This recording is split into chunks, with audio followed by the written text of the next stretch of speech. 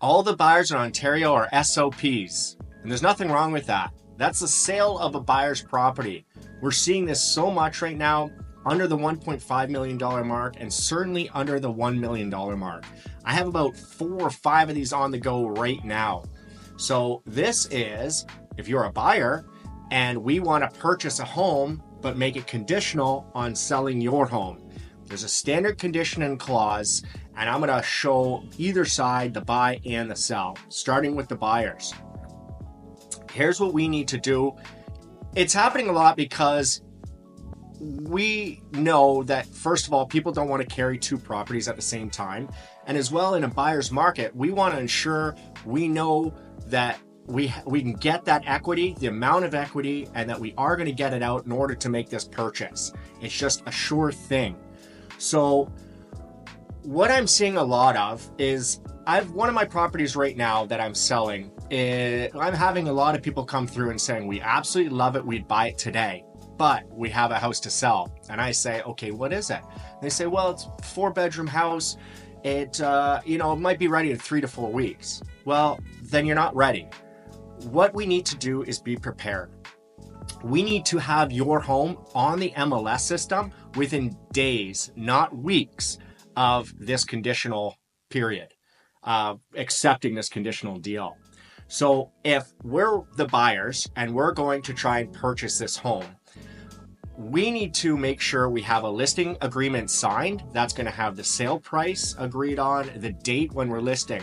Further, we should have our photography, if not in hand, planned, same as all the other services, all our features and updates that's going to help sell the home, floor plans, staging, anything that needs to be done in the front and backyard or inside. We want to have all this so I can then sell it to that listing agent. When they ask, what are you selling?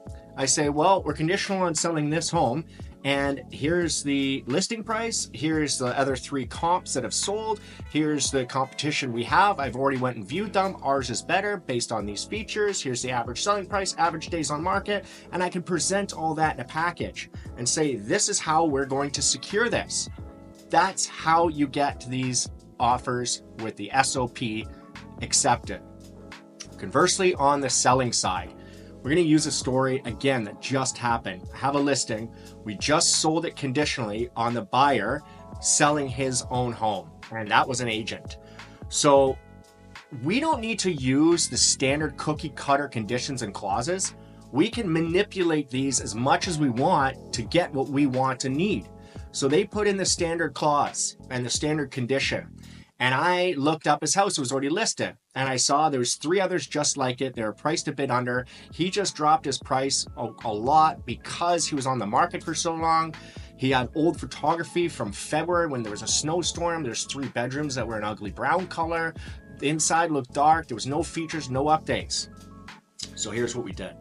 We signed it back and we said, you agree to keep your home on the MLS system for the entirety of this conditional period, reduce your price and keep it at or under $930,000 in this case for the entirety of this conditional period, to have new photography done, and I actually set him up with my photographer who I know is going to do a great job, have those rooms all painted out, cancel your listing, relist it at $10,000 less with all those other terms.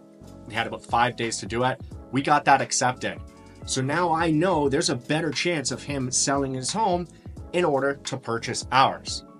The last item in this is it's called an escape clause. So what this does, if I've got this listing, it's usually a 48-hour escape clause. I've got this listing and we've got some buyers and they want to purchase it conditional on selling their home. Great, we just accepted it.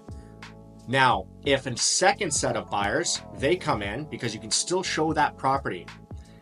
The second set of buyers come in and they say, well, we want to make an offer and we like number 2's offer. So we go back to number 1 and say, hey, buyer number 1, we are going to take buyer number 2's property. You have You have 48 hours to firm up your deal and take our listing firm. Or if you can't, and oftentimes they'll say, well, we can't do it. We need to make sure we have that money out. It's too risky. Well then, okay, you can't do it. You can't firm up. Then buyer number 2 just bumped buyer number 1. Now, buyer number 2 has the conditional sale or firm deal on our listing. This is something that buyers need to be aware of as well. When you see a home that's conditionally sold, don't be shy to come out and let's go have a look at it. Because if it is conditionally sold on the sale of another buyer's property, if we put in an offer that does not have that condition, our offer is going to look really good. We might be able to get a great deal because we don't have that condition. It might look really tasty to those sellers, so we could bump them. So there's a lot of moving parts in this, but in a nutshell, buyers come correct and prepared. Sellers, don't be shy to ask the questions and change up these conditions and clauses. Whichever one you are, make sure you're hiring somebody with experience and who's not afraid to do that extra work.